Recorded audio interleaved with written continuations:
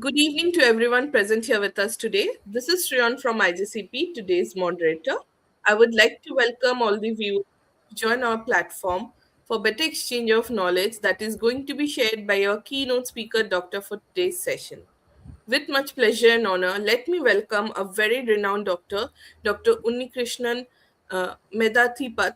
Sir is MBBS, MS, MCH, FIACS, FBSI, HOD of Vascular Surgery at SUT Hospital. Uh, and Sir is also a Dr. BC Roy National Awardee in the category of Eminent Medical Teacher 2016. Now, with the help of Sir and his wonderful insight, we will be taking a close look on today's topic, which is ischemic stroke and intervention, perspective, and experience. Now, without any further delay, I would like to hand over the session to Sir so that he can begin with his talk. Over to you, Sir. Okay. Okay. Thank you, Sion. Welcome all the doctors attending this webinar on stroke. Uh, there are, most of you would know some details of stroke, of course. Stroke is globally the second most disease which produces mortality. That means, it can end fatal as well. But beyond mortality and more in incidence is the debility, the catastrophic difficulty in walking, using the hand, the speech problem, and some of them, a small percentage, they end up with a bedridden stage, paralyzed.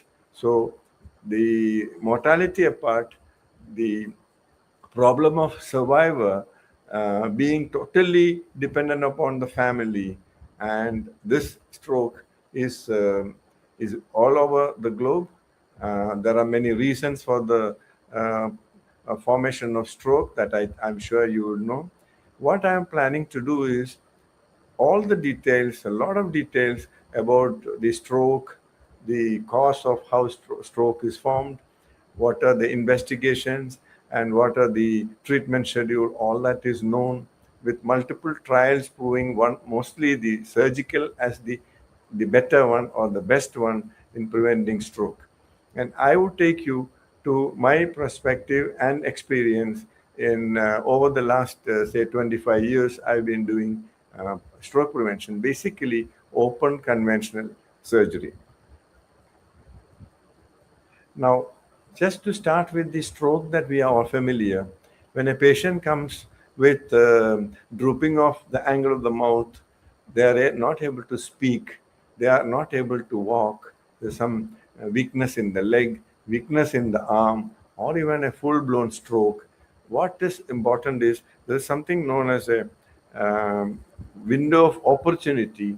That is, you have to distinguish between, is it a occlusion or stoppage of blood flow, number one, into a particular portion of the brain, or is it a hemorrhage? That is, there is a small vessel which gets broken with aneurysm or hypertension.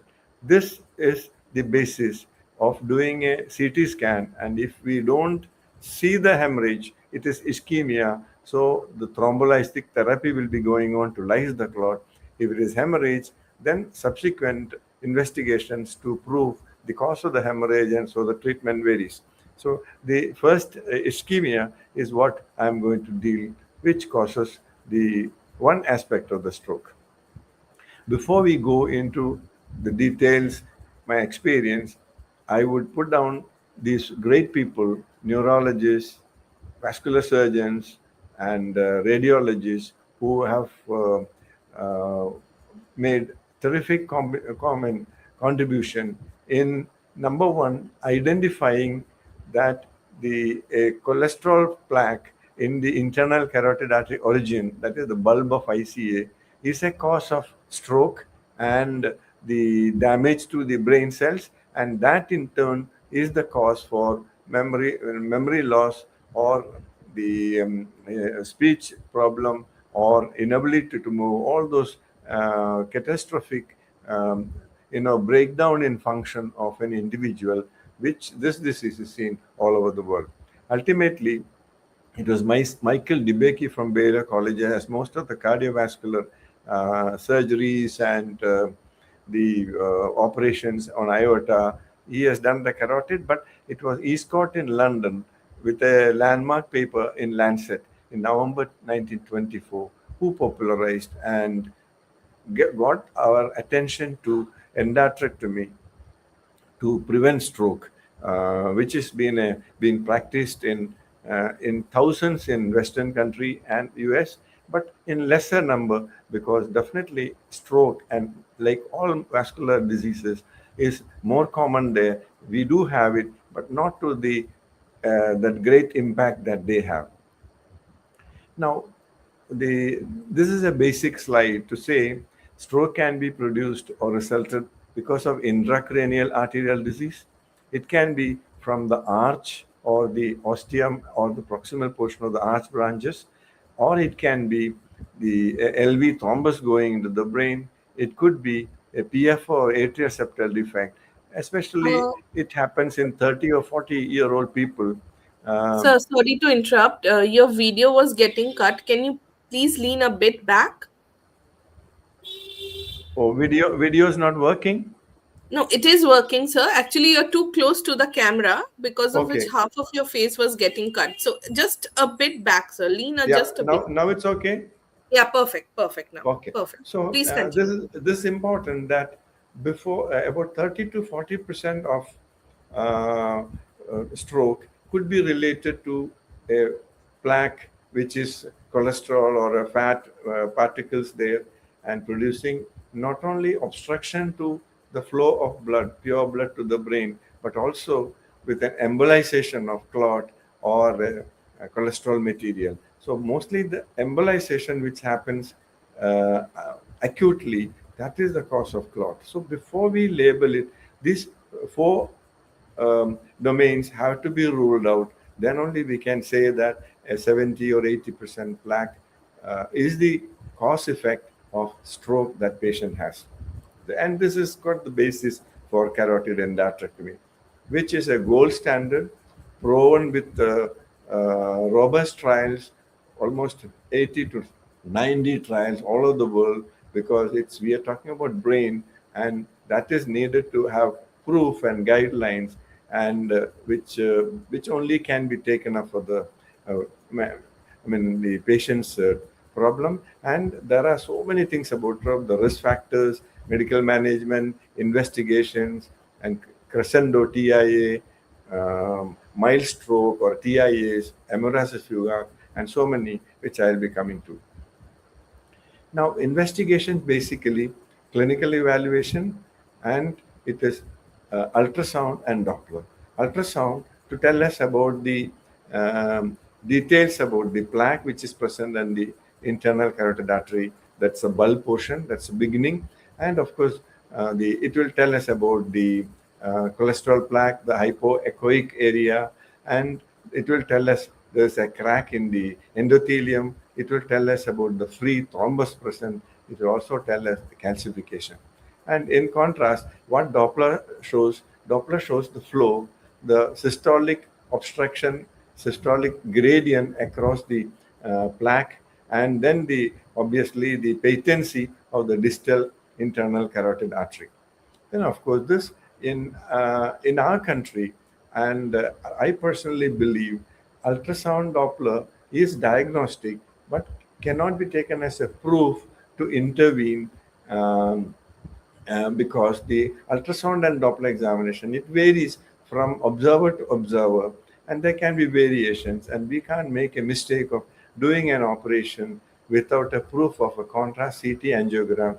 Not only it will confirm the plaque details and it will rule out all the other causes which I have mentioned. Also, it will tell us any infarct there in the brain, which is very important. Otherwise, the infarct which is present, which we are not detailed before surgery, it will be taken as it as a result of surgery. So we have to assess the lacunar infarcts or infarct. Also rule out a hemorrhagic infarct, which is um, the contraindication to do surgery at that point of time. You have to wait for that hemorrhagic situation to improve. Now, that's an animation of a plaque. You can see that yellow material, that is the cholesterol we are talking about, or fat material. Then you see the cells, they are the monocytes, lymphocytes, and all the inflammatory cells. And you can see the whole thing is covered by a thin layer of uh, tissue there, fibrous cap. So on our left, it is the vulnerable plaque, which I mentioned now. In contradistinction, on the other side, you have a stable plaque, which means hardly any cholesterol, few cells which are inflammatory cells, and a very thick fibrous cap. So you can note the difference that a vulnerable plaque can lead to stroke. Initially, maybe it's TIA or even a dense stroke, whereas stable plaque, it is kept very well contained, and it will not produce a problem unless the stenosis continues to worsen and it becomes 80, 90, or 95%, and then we can have a complete occlusion and we lose that carotid for the patient. So this vulnerable plaque can have plaque hemorrhage. We can have an acute obstruction, an ulceration, where there can be um the so blood cells will form and the clot will form, which in turn can go up in the brain, produce stroke, or it can rupture, producing a massive stroke, because rupture means a lot of cholesterol material and the clot there. It will suddenly go to the internal carotid artery at a petrous portion or ACA or whichever vessel, and that leads to a dense stroke. Now that's another ulceration which I have shown there. You can see the platelet emboli. That is what causes the hemorrhagic fugax or the TIA, transient ischemic episode. Now you can see that the small metallic this thing is used to separate the ulcerated plaque from the outer layer of the muscle and the adventitia. Now that is what is removed, which is obstructing the internal carotid artery. You can see that inner side no longer looks like clean and smooth endothelium, which should be. It is all ulcerated. You can see it's a little bit of blood particles. And from here, emboli goes to the brain, giving us initially the pilot in events like TIA amaurosis, as I mentioned, or it can a bigger chunk going there. It can lead to a dense stroke. That's the in toto stroke. A plaque which we have removed in the surgery about 10 years back. This diagram, I keep it to say that you can see that on the left side, it is feathering into the ICA. On the right, it is spigoting into the ECA. And from the common, it's a big, more than what we think, it's a small area. The entire bifurcation is almost filling 70 to 80%, and the ulceration leading to cerebral atherombolism.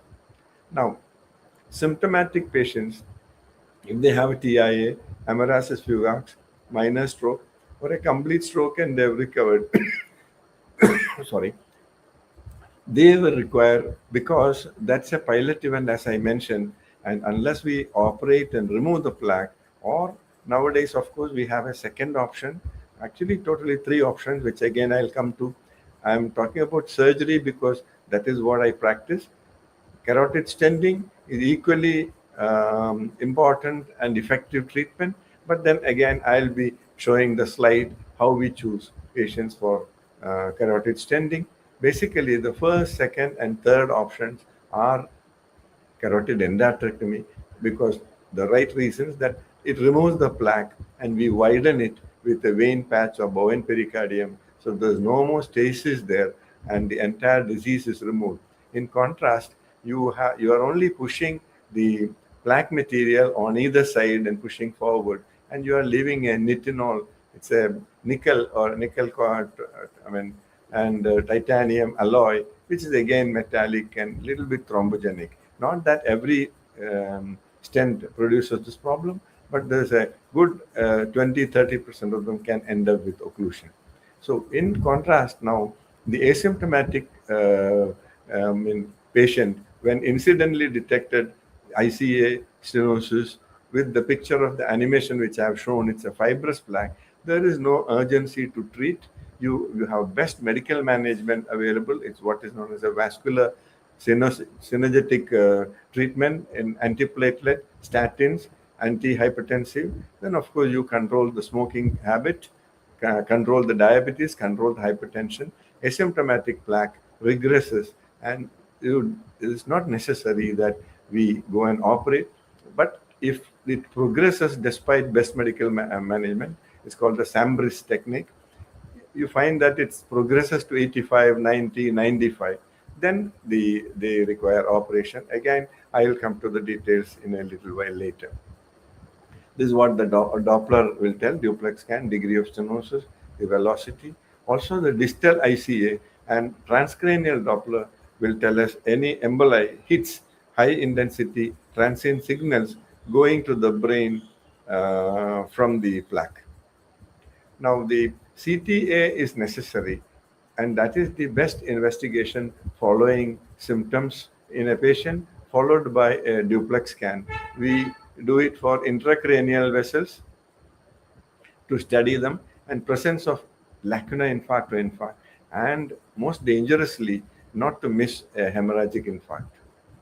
Now, the contraindications, there are few. If ICA occluded, we cannot improve that. It is dangerous to try because you will send a lot of material into the brain without any open artery there.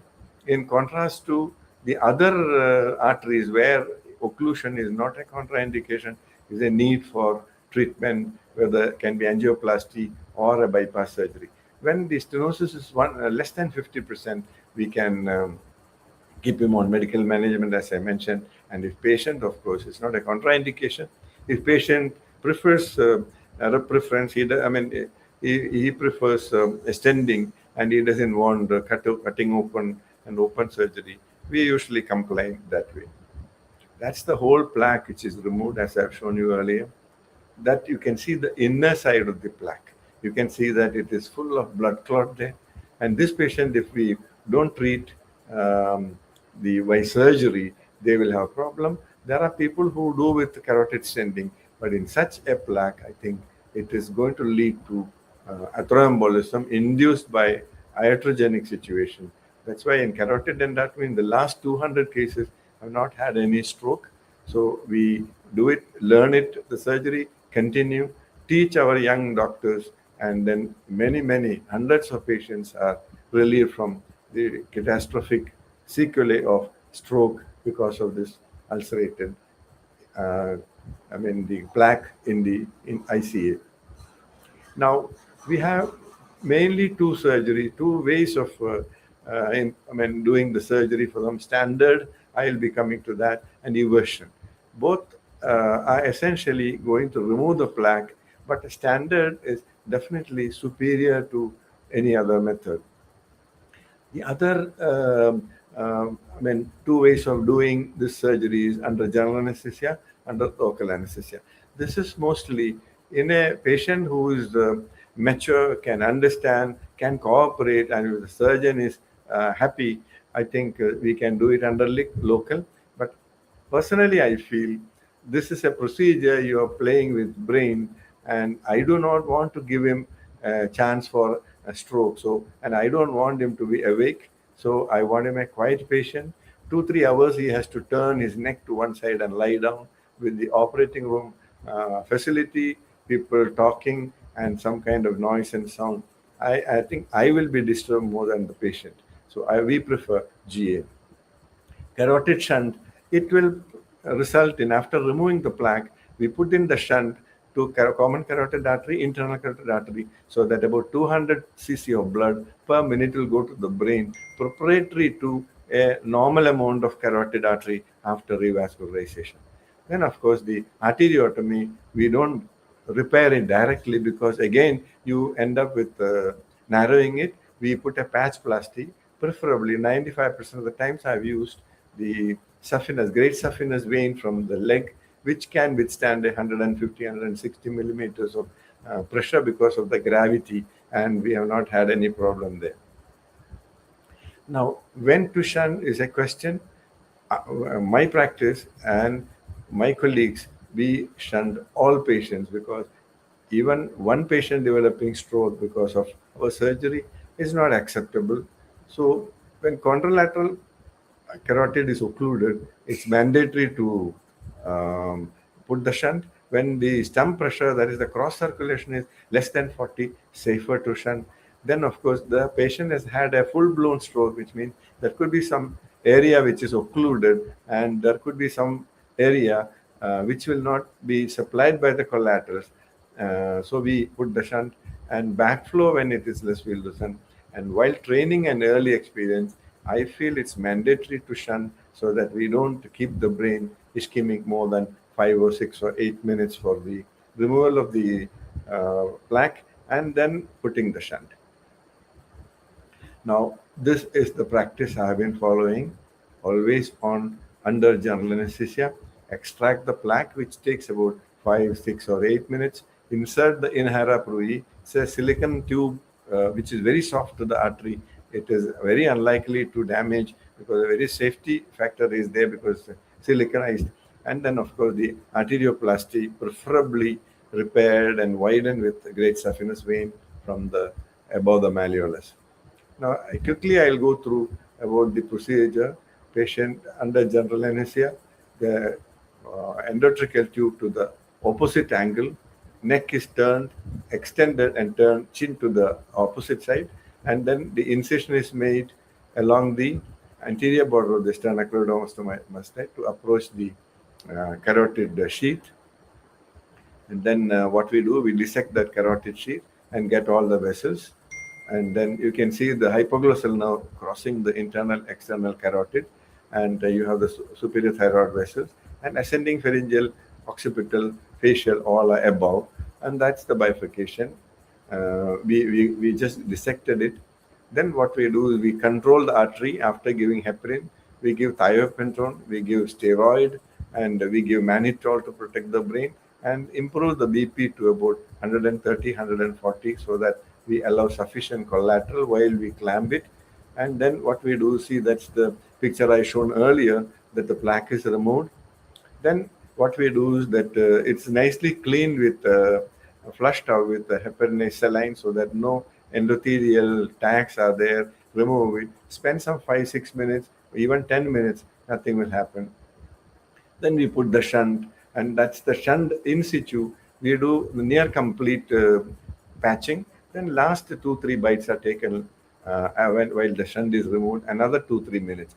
If you see those arterial line ECG pictures on your right side, upper one, you see when we clamp the carotid artery, 143 in above is the radial pressure, 71. That is, it comes to less than 50%. In contradistinction, if you see when the shunt flow is on, you have a subsystemic blood pressure so that you are protecting the brain from further ischemia. So you have sufficient time to make a good repair of the arteriotomy with the vein patch. Actually, vein patch in positioning and suturing and making a good plastic takes half an hour in our hands. So all that is given sufficiently by the this way by putting the shunt and perfusing. You can see that that's clean and nice. There's no problem here. And then we have seating the first the ICA distal end. It is seated with, we usually use 6-0 proline or sometimes 5-0 if the vessel is thick and good. And then last few stitches are taken after removing the plaque and bring down the BP a little bit. You can see that the carotid, internal carotid is opened up so very well. And in my experience in Sri Chitrathirunal Institute and an SUT where I work, I have, this is my 306th patient I have done last week. And there is one lady, 80-year-old, coming in January because she has had a recent stroke and recovered. So we'll usually give medical management for 3 weeks to stabilize the plaque so that we don't, while operating, we don't push any clot above. So this is not a huge number, but I think in our country, it's a some modestly, I would say, with all modesty, that this is a quite large number. Not many people in the country have it. I think we have a good stroke team, and they diagnose. We also sit them and discuss, and then you can see that first 10 years I have done 39. We have an article written in the Indian Academy of Neurology. Then we have about 245. And after my stint in Srijitra, again, the curve is downwards. I've just done 22 in 5 or 6 years to make a total of 306. This is the Sambris protocol, medical management for intracranial disease. Intracranial disease, because if you put a stent, they say that it is 35% stroke because the stent closes after some time. But if you treat medically this Sambris treatment, it is only 24-25%. So intracranial arterial disease, stenosis or occlusion, is nearly contraindication for stenting. Nobody does stent. You have these are the trials, guidelines, trial, NACED, ECST, then CREST trial, TACIT, ACAS, asymptomatic carotids, all there's hundreds of, almost I would say dozens of trials to see the effect, the safety of various things, which is proven carotid endarterectomy is far superior to stenting, but they are, um, you know, both are useful for the patients in selected cases. Now, this already I have cleared hemorrhagic infarct. We should wait for some time. Now, these are the medications which give, sorry about that, heparin reversal with point 0.5 to 1 is using protamine, not again heparin. Then blood pressure is controlled 110 to 120 because now internal carotid artery is opened up well. Blood pressure is the only thing which will control the blood and what is known as reperfusion hyperemia. It can lead to hemorrhagic problem if you don't control the BP, because BP is the only thing which after the ICA has been clamped, opened up and sutured. So that is very, very critical that we control blood pressure. This one example, you can see the red arrow showing you 80% or above stenosis. You can see there's a gap like thing, and the vein patch, you can see that it's opened up after removal the cholesterol and other things. This I still remember. Headmistress, I operated about 15 years ago. She was quite worried and tense patient, but we talked to her. You can see that hairline continuity. God has sent her to us with that hairline continuity is keeping the distal ICA open. And you can see 1 year later how her internal carotid artery is open. So this surgery is a boon for patient as well as vascular surgeons and those people who care for stroke patients to give them really a new life. You can see how this I have already shown once. This is I mean, you can see that 12 years after surgery, that internal carotid endarterectomy was done for a contralateral occlusion, which literature says you have an 8 to 10% stroke when the patient has got a contralateral occlusion. But we do the same thing, same way. So it's been, we have been fortunate. I think God has been kind that we have got very good results. And this is 12 years after carotid endarterectomy. I think anything that is written in the book, you can have complications, but it has been to very minimal level. We have had a major stroke due to intracranial bleed because we are giving ecosprin, clopidogrel, and molecular weight heparin. Then about 2, 3, not 2, 3, about 10, 15 years back, we changed our policy. After surgery, we only give ecosprin. ICA thrombus, we had a patient, but she was not symptomatic. Minor stroke, cervical hematoma needed to be removed. Transient hypoglossal paresthesis, not uncommon, but it gets over in about a week or two. Restenosis in 2, coronary intervention was required in 3, and late cardiac death in 3 patients. These are some of the studies I think you can see in the literature. ICSS done in England. You can see 855 each patients in endarterectomy and stenting, and they have found that stenting can match, but carotid endarterectomy is much better, a lot better for preventing stroke for the patients. These are the other things. We have 3 articles in PubMed Index. This one is the one in the Neurology Journal of India, and then we have one more original article, and there's a case report in European Journal. You can see how big a plaque is removed. You can see this case did not have a proper vein because of varicose vein. We have done a bovine pericardial patch, a huge patch going right up about 2, 3, 4 centimeters into the internal carotid artery. Now, there's a very important slide.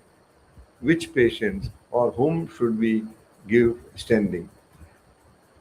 Stenting is the best when there is a restenosis after endarterectomy, because the real, it's not just the fear, it is a real task to dissect and not to damage the carotid through a scarred neck, and then you can have um, nerve involvement, facial nerve, vagus nerve, and the hypoglossal nerve. All these are under this thing. And then when you have a commando surgery, irradiated neck, compromised patient like unstable angina, very high bifurcation, patient's preference, as I alluded to, and contralateral recurrent laryngeal nerve palsy, it is better we do stenting, because by any chance, if the index side we operate and these are the patients, they may get into problem. And bilateral recurrent palsy, I know most of you know that it is a very dangerous complication to give. So when there is, that's why a direct laryngoscopy examination should be done for all these patients. Bleeding ties is better avoided, and unstable angina or crescendo TIA, better to do a stent. Now, some of the important studies: 20,479 patients, 27 studies. That has proven 70% of stenosis, carotid steno-occlusive disease, they, they improve with carotid endarterectomy, but stenting for selected patients. And overall, 75 years of age, it is better because there will be atheromatous aortic arch. There can be atheromatous material in the osteoproximal area of carotid vessels. So there it is better, although we think that 80 years plus we should not, we should avoid surgery, but it's basically it's better avoided stenting and surgery, of course, if they don't have too much contraindication for anesthesia and surgery. Now, to conclude, the carotid endarterectomy is safe and time tested, and patient with more than 70% stenosis symptomatic, they deserve it, got good result. Asymptomatic, you can wait, put them on medical management. If it progresses 85, 90 or more, then maybe it's better to remove the plaque and then give them, reinstate the carotid flow, so that we don't lose the carotid artery. Shunts are used and vein patch, as shown in the Everest trial.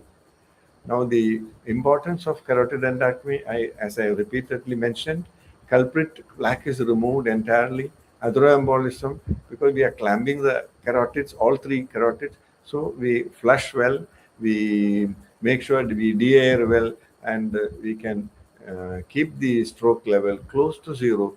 But I think whenever I talk to a patient, I would say you have, we can almost confidently tell you 94, 95% of the times you will not develop stroke. But this is a surgery, open surgery. There are some minor problems, and even if a stroke occurs, it will be a small area, but it cannot be totally avoided when I face a new patient. So we tell them, and no foreign material. If you don't use a stent, you don't leave a material there. Vein patch is live patch, and it is going to widen the artery without any stenosis, and it is going to see through the life of the patient. And of course, it comes, the saphenous vein, 4-5 centimeter length, it comes free. Just to reinstate, symptomatic 70%, symptomatic with ulcerated plaque, I think there's a threat for stroke while we treat on medical management and wait for 70 or 80%. So it is better to do carotid endarterectomy. Contralateral occlusion, even if they remain asymptomatic, 70% itself is an indication. In coronary bypass graft, when they do 70 or 80% asymptomatic, better to do combined with an endarterectomy. And best management has to be given for 6 months or 1 year to look at the progress of the asymptomatic plaque, because it is not a dangerous plaque, it's not a vulnerable plaque. This again, you can see that distal runoff is good. You can see that the ICA is reinstated normally. I think a word about asymptomatic carotid stenosis, more than 80%. I was telling you this. Then there's been a recent study by a Chang et al. That is in 2022. They studied 2,500 patients on best medical management and 1,600 patients with best medical management with endarterectomy. they found almost less than 1% stroke, that is 0.6% when you combine CEA, carotid endarterectomy, whereas if you do only medical management, 5%. Still the percentage is less, but then a 75-year-old or 80-year-old falls sick, develops a dense stroke, I think it is going to be a difficult times for the patient, for the lady or the man, all the family to take care, and hospitalization, money, expenditure for a straightforward surgery, which can be done if they are reasonably fit for GA and surgery. This is the article which I've just given the data. Now, there has been a systematic review and meta-analysis. Patient cohort 1,71,000 odd. They have tried, if you leave a patient with TIA on medical management, 1 year follow, 6% have recurrence, 5 years, 12%, and 10 years, 20%. This article tells me asymptomatic more than 80, 85, 90% requires after a trial of medical management. And this came in March 2025 in what is known as the Persist Collaborators Writing Committee. Take home message, I think I've already repeated all this. Then 2 3 weeks of medications before do surgery so that we can stabilize the plaque, and the a little bit of touch and handling is needed, and free floating oral anticoagulation for 3 weeks. Many times 2 3 cases we have seen, and where the clot is completely lysed and it becomes a standard endarterectomy when you anticoagulate them. Timing is very important.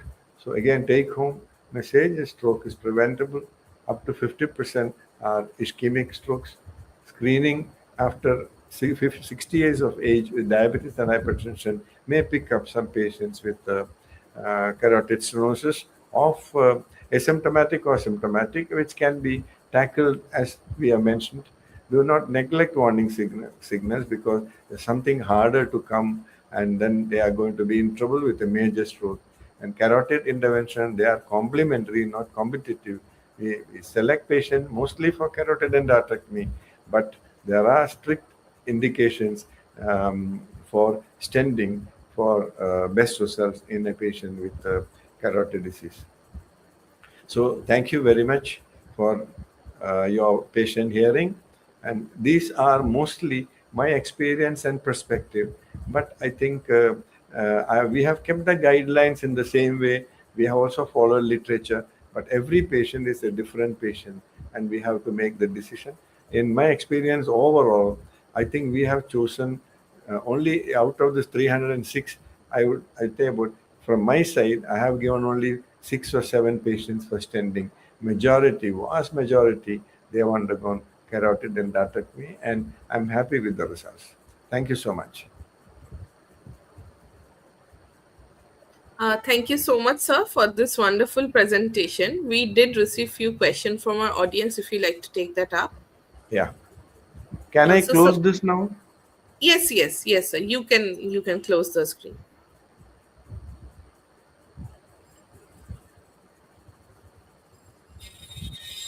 So now I think I have left off. Is it? Yeah, your screen has stopped sharing, sir. We can see you, and you can take up the questions if you want. Yeah. You can- How do I see? Because I'm only seeing the desktop here in my computer. So below your screen there is a Chrome tab coming. Yeah. Yeah, click on that. Okay. No, this is not the one. No, no, Chrome, Google Chrome, sir. Google Chrome. No, I'm only seeing desktop. Just below your screen, like below your tab bars, there is a Chrome tab coming, right, sir? Yeah. Okay. Okay. Right. Thank you. Yes, Yeah. you're You welcome. can tell me the questions. Sure. So, sir, the first question which I was about to ask you is, from your clinical experience, what are the most critical factors influencing timely intervention in acute ischemic stroke? No, I didn't get it. Can you make it a little louder? Sure, sure. Am I audible to you now? Now better. Yeah. So the question was, sir, from your clinical experience, Yeah. what are the most critical factors Yeah. influencing timely intervention in acute ischemic stroke. Okay. Now, I have given the initial slide as an acute stroke where the patients are treated by neurologists within 3 hours earlier. Now they treat thrombolysis up to 4 5 hours. So after ruling out hemorrhagic stroke, they give thrombolysis to open up the vessel which is blocked by the blood clot or atheromatous material. Now, the patients who come to me would be those patients who have got the amaurosis fugax. That means suddenly shutting down.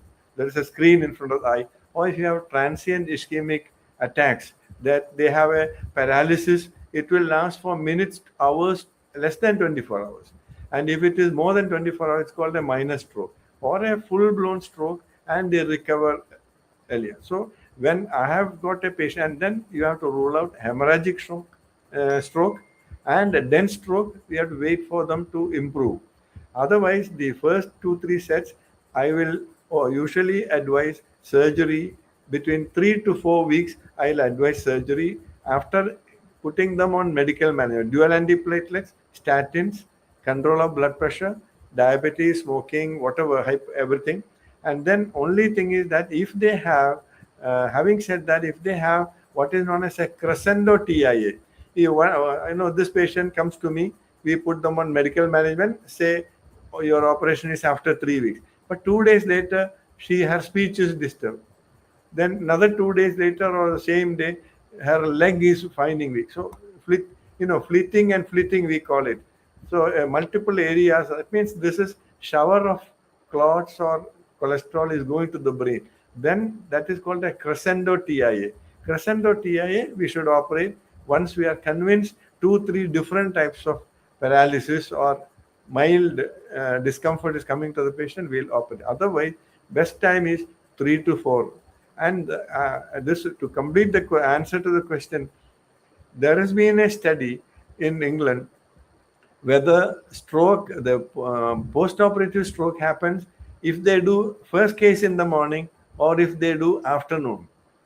In fact, they found that morning cases have less chance of developing any event. Afternoon patients they have. So what happens is because of dehydration, and patient gets unnecessarily worried and tense overnight and then till lunchtime. So in my experience, it's about between 8 to 8:30 we start the operation, and we start an IV fluid 1 to 1.5 cc per kilogram previous night itself. So they are hydrated, adequate glucose is there, and they are by the time they wake up in the morning, 7 o'clock. By the time they have a word with the relative, they are in the operating room, and they are not waiting till 2 o'clock, 3 o'clock because there are other cases. This is a top priority, first case in the morning.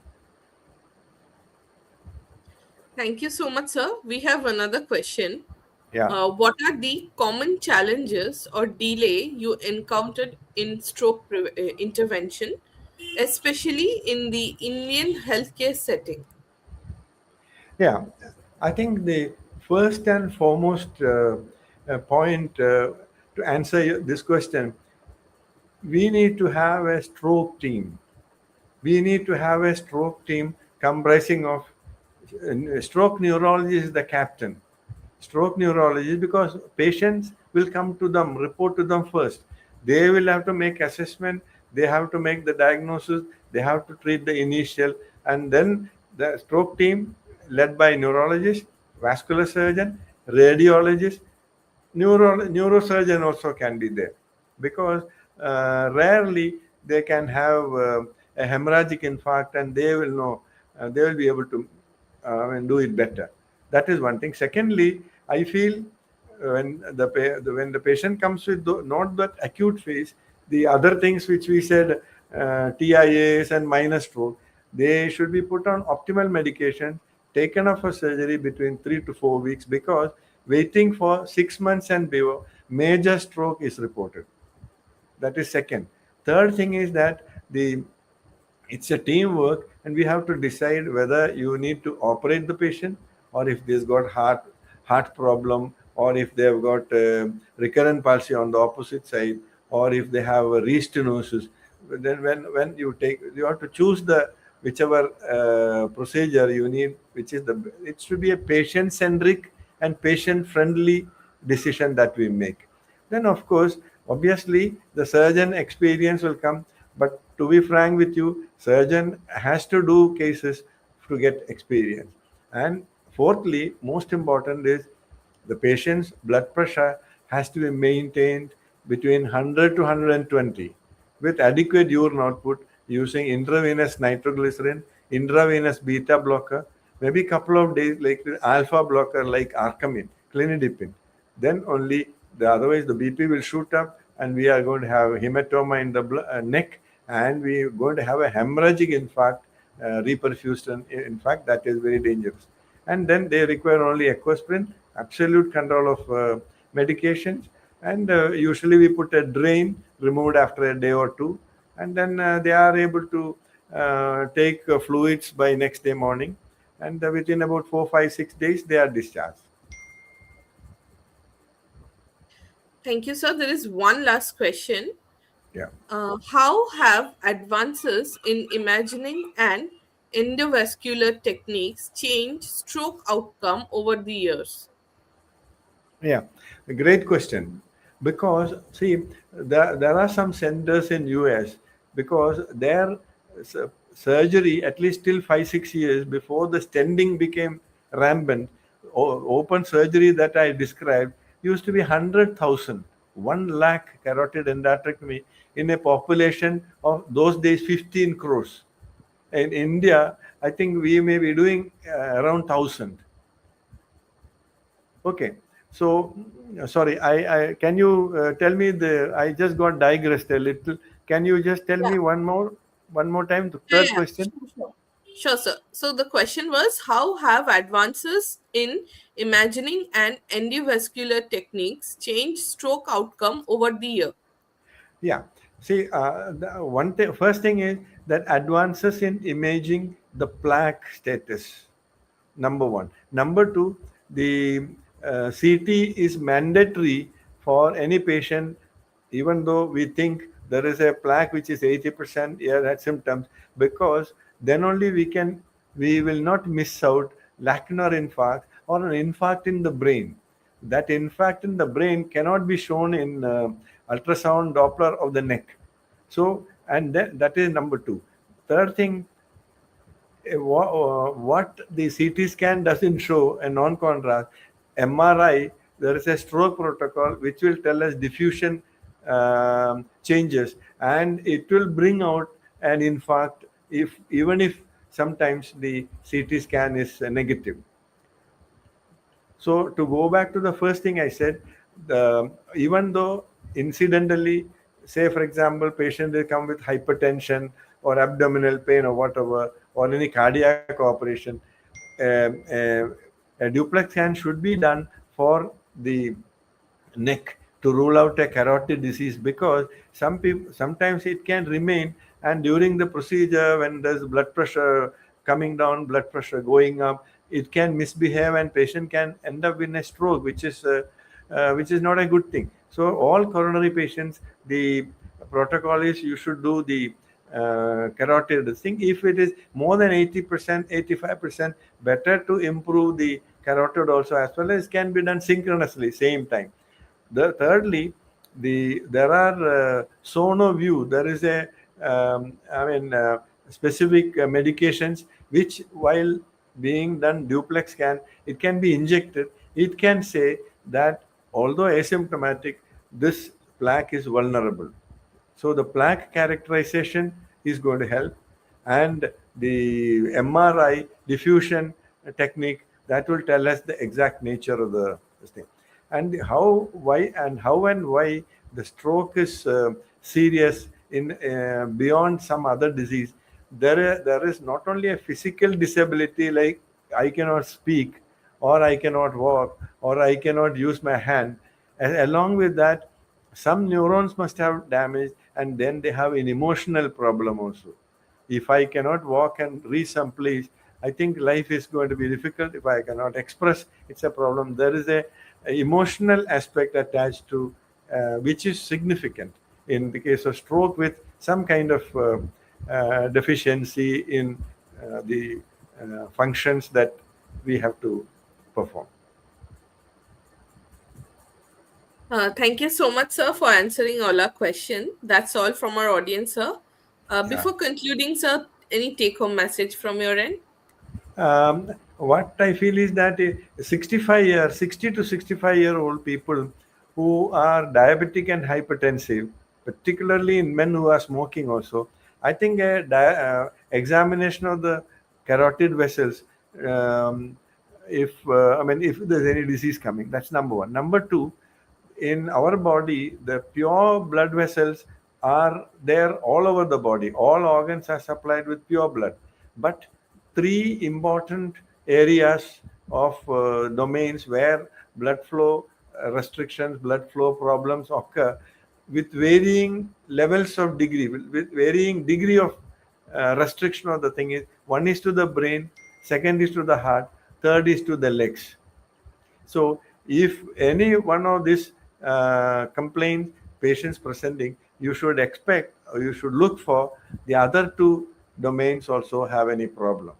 So so that is why leg problem. They have done a bypass. Patient developed a heart attack because they were also on the verge. He was bedridden or he was only walking 10 steps. So that angina pectoris or heart pain is not happening.